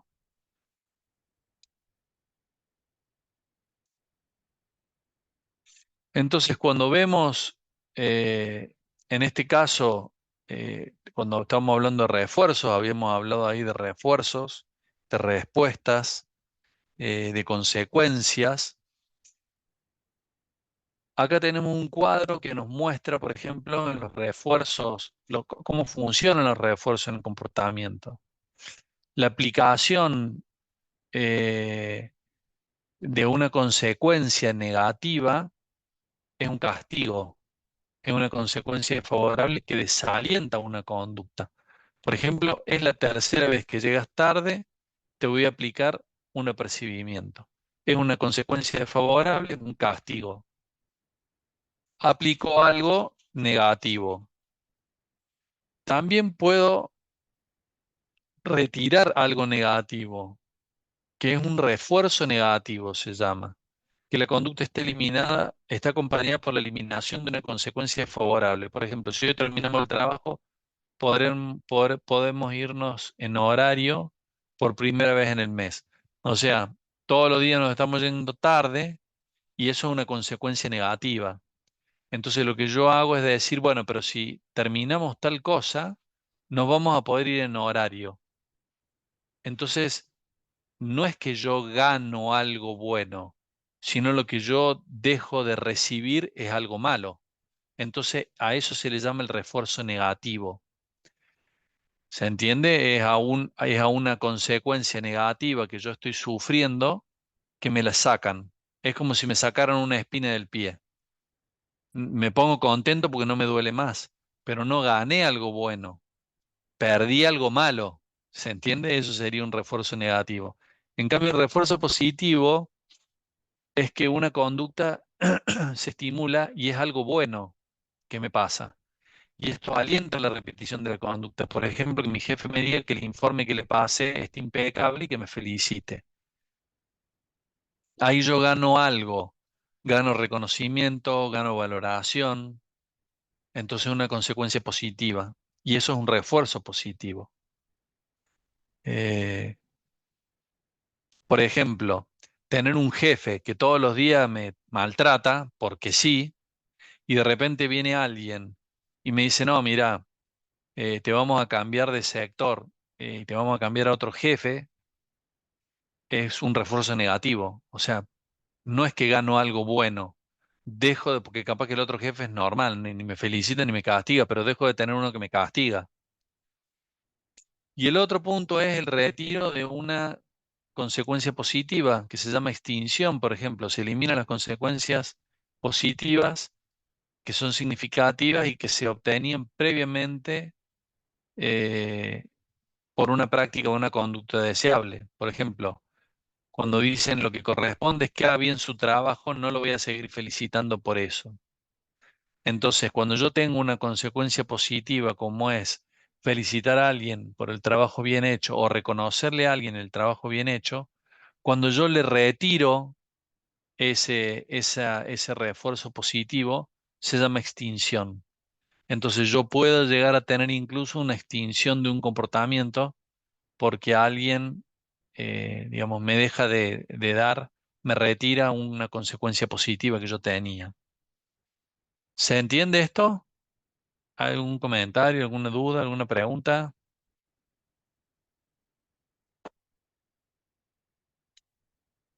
Bueno, avanzamos. Em, la motivación. Habíamos dicho que la conducta es motivada, ¿cierto? Habíamos dicho que la conducta tiene una causa. Bueno, la causa de las conductas justamente viene de la motivación. Y ustedes piensen en la motivación como un motor. La motivación es igual a un motor. La motivación es lo que nos mueve, lo que hace que nosotros hagamos lo que hacemos. Y hay elementos que generan motivación en el ser humano y que tienen que ver con características filogenéticas, se les llama, que quiere decir que son propias de la especie. Por ser seres humanos, todas las personas tienen, tienen factores que generan motivación. No importa la cultura en donde están, o sea, no importa el país, la raza, la religión, nada. Por ser seres humanos, tienen características que son propias de de nuestra, de nuestra especie humana. La primera es la exploración para conocer el mundo. ¿Qué quiere decir esto? O sea, el ser humano es explorador por naturaleza. Por naturaleza explora. Lo hace de manera autónoma. Otra característica, o sea, explora lo que quiere de la manera que quiere y como quiere. Y aprende de esa experiencia. Entonces, estas tres características el ser humano la tiene. Es explorador, lo hace con autonomía y aprende de la experiencia. ¿Para qué?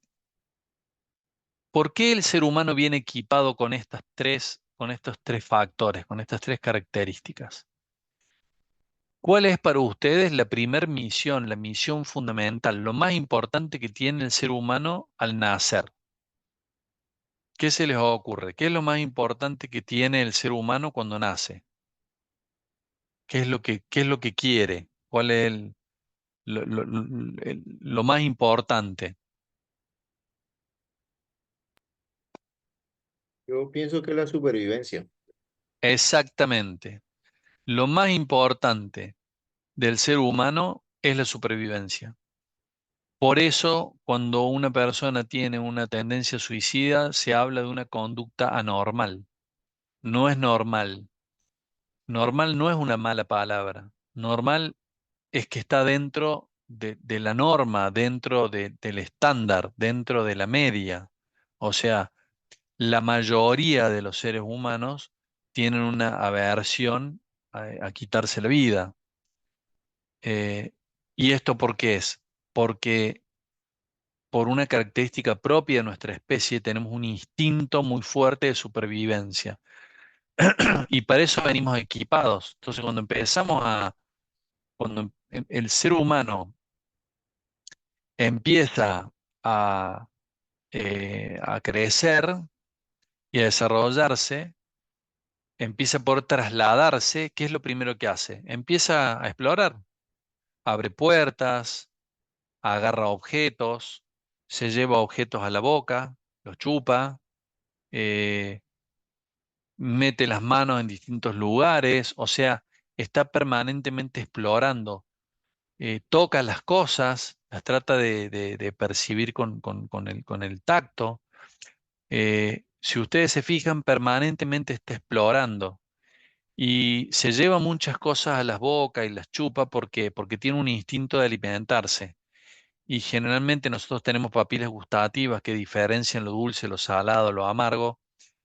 En la naturaleza, los alimentos principalmente están vinculados a los sabores dulces y lo que no es bueno para el organismo suele tener sabores amargos. Por ejemplo, el veneno suele ser amargo en la naturaleza. Entonces, si ustedes se fijan, los sabores dulces es lo primero que al bebé más le gusta.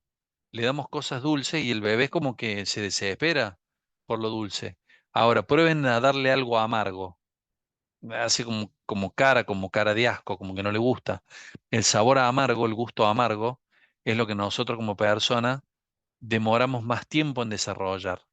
Por eso cuando uno habla de que a los niños se les tiene que dar un abanico más amplio de alimentos y de bebidas es para que desarrollen su gusto, porque genéticamente están preparados para tomar lo dulce y alejarse lo amargo. Entonces, es como que hay que educarlo al gusto. Pero esto tiene una explicación clara, que es esta que yo les doy. Entonces, el ser humano empieza a explorar. Ahora, la exploración conlleva riesgo. ¿Por qué? Porque voy a una zona desconocida, empiezo tal vez a caminar, me empiezo a probar cosas, empiezo a abrir puertas, empiezo a hacer cosas que intuitivamente el ser humano, por genética, sabe que se puede encontrar en esta exploración con cosas que atenten contra su supervivencia. Eso le lleva a un temor a lo desconocido. Por eso las personas, en muchos casos, en la gran mayoría, le tenemos temor a lo desconocido. Cuando vemos a alguien que no tiene temor a lo desconocido, nos sorprende, lo vemos como alguien arriesgado. ¿Cómo supera el ser humano ese temor a lo desconocido? Con esta figura, que no necesariamente es la madre ni el padre, sino le llamamos, esta figura es la figura de un cuidador. Es alguien que te está cuidando y se genera un vínculo de protección que se llama apego. Cuando el ser humano siente que está en riesgo y quiere explorar, pero no se puede lanzar a explorar, por ejemplo, un bebé, ¿qué hace? Empieza a gatear y cada tanto frena y se da vuelta y mira y busca a la persona que le está cuidando, busca la imagen del cuidador. Y cuando ve que está en la órbita de la mirada del cuidador, sigue, sigue. Ahora, fíjense lo que pasa cuando un bebé en una determinada edad, generalmente antes de los 6 meses, sale de la mirada del cuidador. Por ejemplo, va gateando y dobla por un pasillo y de repente se da vuelta y no lo ve el cuidador, se siente y se pone a llorar. Cuando un niño lo dejan en una guardería o en un lugar, en un jardín, eh, a veces incluso más grande, puede llegar a pasar 5 o 6 años, lo dejan, le vuelve ese temor a lo desconocido porque la situación es desconocida y llora porque la imagen del cuidador desaparece. Entonces, lo que nosotros buscamos es generar un apego que se llama un apego seguro. O sea, que el niño puede, lo vamos a acompañar, le vamos a dar soporte al niño, pero no vamos a dejar de transmitirle seguridad de que pueda hacerlo sin nosotros, básicamente. Nosotros, digamos, el cuidador no tiene que transmitirle el temor al niño de que algo malo le va a pasar. Por lo tanto, es un estar sin sobreproteger. Por eso la sobreprotección genera apego inseguro. Cuando está ese madre, ese padre, ese cuidador, que ese cuidado no toques, cuidado no hagas, cuidado abrígate, cuidado no hagas esto, no salgas, no vayas, permanentemente estar trasladándole sus miedos al niño, ese niño lo termina asumiendo y termina siendo dependiente de ese cuidador. Entonces se generan las personas inseguras, muchas veces se generan las personas con baja autoestima. ¿Por qué? Porque tienen un apego al cuidador que no es sano, digamos. Entonces, lo que nosotros terminamos viendo y trabajando en las organizaciones es que las personas en este explorar y conocer del mundo se van formando un esquema nuclear que es una manera particular de ver al mundo. O sea, es una manera en la cual identifican o catalogan el mundo y tienen una representación interna de qué es lo que son en ese mundo y qué rol tienen, que es su autoconcepto. Y que ese rol y ese autoconcepto va cambiando con el tiempo, porque cuando somos chicos somos hijos, somos hermanos, después crecemos y podemos ser amigos, podemos tener un rol que somos estudiantes, después llega un rol en que somos pareja de alguien, después somos padres o madres, después somos trabajadores o somos empleadores. eh, Permanentemente en nuestro rol se va, va cambiando y se va sumando a otros roles. Y nosotros tenemos una valoración, que era lo que veníamos hablando, de ese rol, que genera nuestra autoestima. Nosotros podemos creer, por ejemplo, que en el trabajo somos muy valiosos, pero en casa no nos valoran.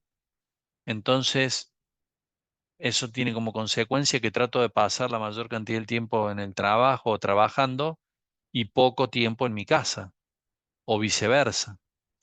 Y generalmente esa autoestima y ese valor que nos damos según el rol en cada rol que tenemos, está vinculado con nuestro concepto de autoeficacia, que es para lo que nos consideramos buenos. O sea, nosotros nos consideramos buenos para hacer determinadas cosas porque nos consideramos hábiles. Ese ciclo que nosotros veíamos de lo que creíamos que nos daban una tarea y creíamos que nos creíamos capaces y a partir de ahí hacíamos todo bien, bueno, eso cuando cae algo que nos dan dentro de nuestro marco de autoeficacia, nosotros automáticamente nos sentimos capaces, lo hacemos, nos sale bien y eso eleva nuestra autoestima. ¿Por qué? Porque el valor que tenemos, por ejemplo, dentro de la organización, se incrementa, porque hacemos las cosas bien. Por eso, cuando nosotros trabajamos con eh, eh, un equipo de gente que tenemos a cargo, tenemos en cuenta esta cuestión del apego y de la autonomía para que nosotros podamos dar a la gente, a las personas, seguridad en lo que van a hacer y eso va a generar un comportamiento más autónomo, menos dependiente. Cuando nosotros reconocemos lo que la gente hace bien, valoramos lo que hace, valoramos su participación, sus aportes, estamos generando un incremento en su autoestima, eso también nos posiciona como líderes. Cuando nosotros le damos a las personas tareas o funciones para los cuales se consideran las personas capaces, estamos haciendo que trabajen en su área de autoeficacia y eso también alimenta su autoestima y también favorece que el grupo de referencia de estas personas, sus compañeros, las personas que para ellos son significativos, los valoren y los sientan valiosos en el trabajo que hacen. Entonces, el trabajo sobre estos aspectos, el hacer foco en estos aspectos, eh, nos ayuda a los cambios de comportamiento que nosotros queremos hacer de las personas y nos ayuda a mejorar el desempeño de las personas, porque estamos teniendo personas autónomas que no tienen miedo de hacer lo que tienen que hacer, ni de asumir riesgos, ni de cambiar si le pedimos que cambien. Tienen una autoestima, una autovaloración con respecto a su aporte en la organización que es más alta, trabajan de lo que se sienten capaces para hacer y por ende se sienten mucho más motivados para hacerlo y tienen la valoración de su equipo de trabajo que es un complemento clave. Em, bueno, em, ahora tendríamos otro caso para que trabajen. Antes de ir unos 10 minutitos de pausa, ¿alguna pregunta de lo que hemos estado viendo? ¿Alguna consulta?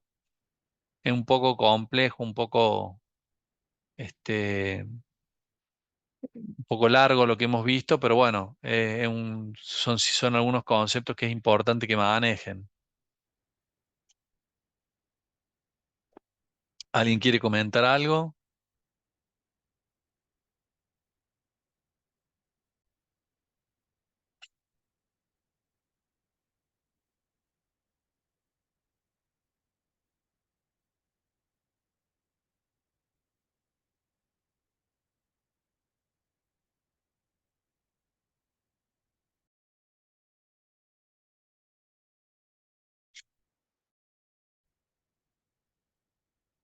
Hola, ¿cómo van?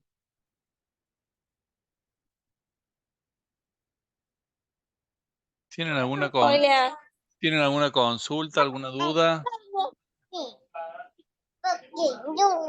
Por ahora no. Ahora Estamos haciendo no. el documento, pero todavía no lo hemos terminado. Bueno, cualquier duda me avisan. Listos. Listo, profe. Gracias.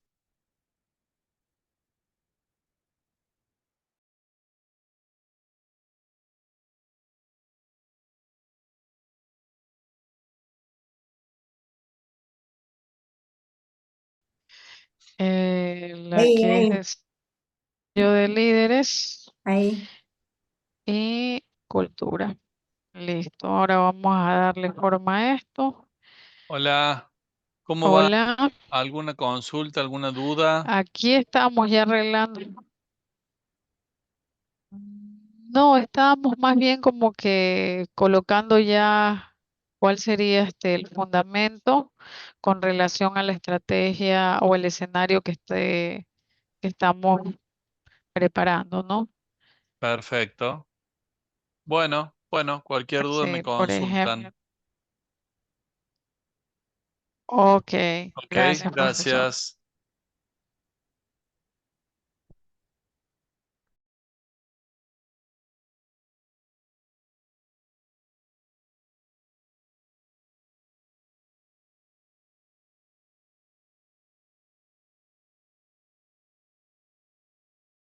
Hola, ¿cómo van? ¿Alguna duda, alguna consulta?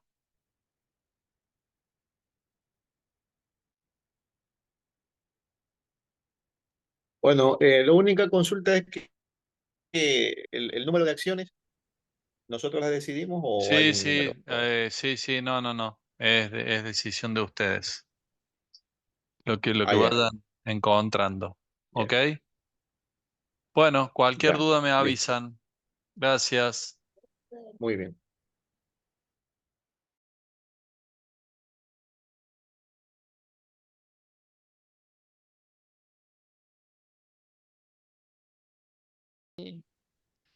¿Cómo que se llama? El asambleísta Serrano, el que era duro de Correa. Le ha Eh, sugerido que sí, para ver si revisamos a ver, en la dale. parte de, a ver, déjeme compartirle. A ver, aquí estamos. A ver, este, a ver, no sé si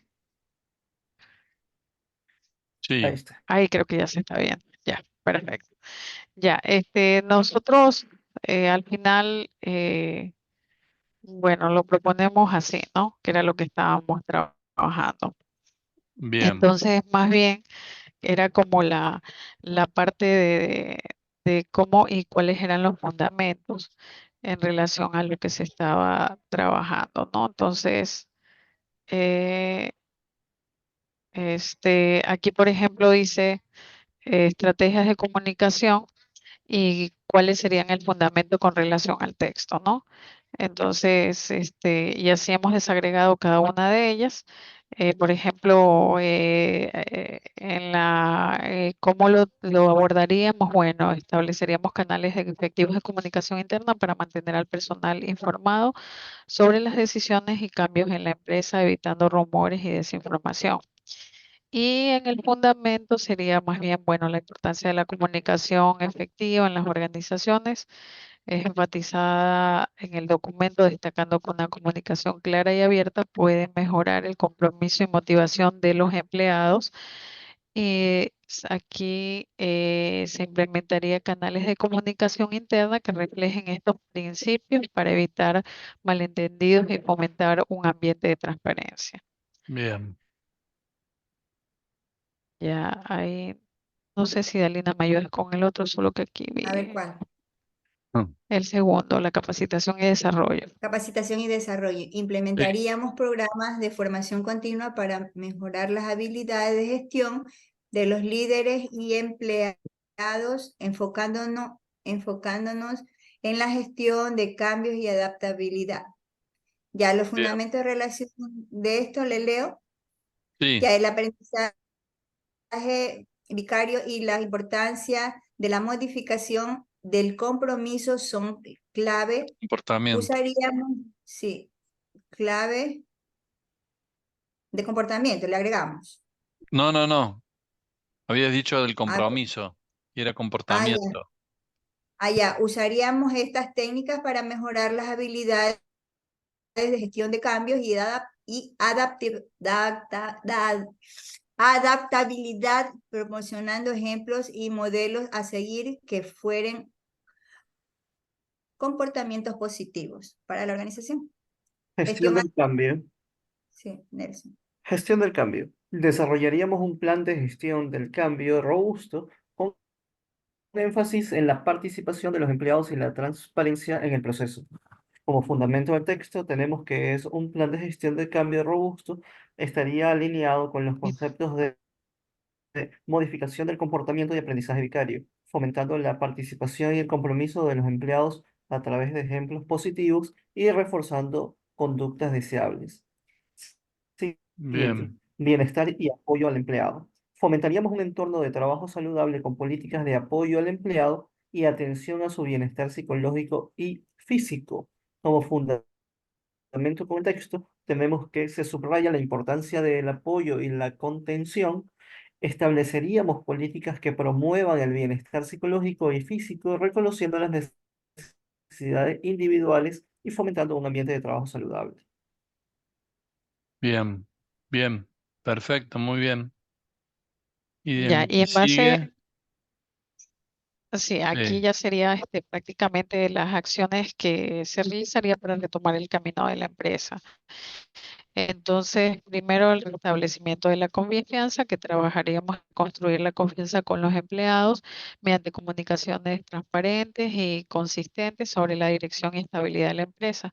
Una fundamentación sería que para reconstruir la confianza se enfatizaría la comunicación transparente y ahí sí, y consistente, fundamentada en los principios de claridad y apertura mencionados en el documento. Ahí, Dalina, por favor. Evaluación y reestructuración. Realizaríamos una evaluación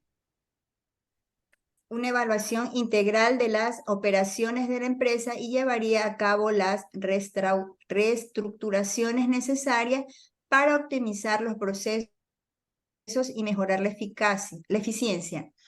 Ya, como fundamento a esta condición es que la reestructuración de la empresa se basaría en la evaluación del desempeño y la modificación del comportamiento, optimizando procesos y mejorando la eficiencia a través de un enfoque sistemático basado en datos. bien, Desarrollo de líderes. Enfocaríamos esfuerzos en el desarrollo de habilidades de liderazgo entre los gerentes y mandos medios, promoviendo un liderazgo más inclusivo y participativo. Como fundamento con el texto tenemos que se alinearían con los conceptos de aprendizaje vicario y modificación, perdón, un insecto volando. Se basaría, a ver, ¿por dónde me quedé? Lo Y siento. modificación. Aquí en modificación del comportamiento del plan. comportamiento. Ya, modificación del comportamiento, promoviendo un liderazgo inclusivo y participativo que sirva de modelo a seguir para otros empleados. Como último, acción del post-escenario, tendríamos como opción una cultura organizacional. Trabajaríamos en la creación de una cultura organizacional positiva que valore la construcción de cada empleado y promueva un sentido de pertenencia y compromiso. Como parte del fundamento del texto, se retoma que es necesario tomar en cuenta las ideas de apoyo mutuo, participación y el reconocimiento de la individualidad, fomentando un ambiente un ambiente donde cada empleado se sienta valorado y comprometido. Bien, bien, bien, perfecto. Bueno, muy bien. Mándenme eso por mail, Ok, ¿ok? Listo, profe. Gracias. Bueno, listo, chicos, ya le enviamos. genial. Nos Nos podemos ir. encontramos entonces el miércoles. Ya, gracias. Chao. Chau, chau, buenas Gracias. noches. Chao, chao.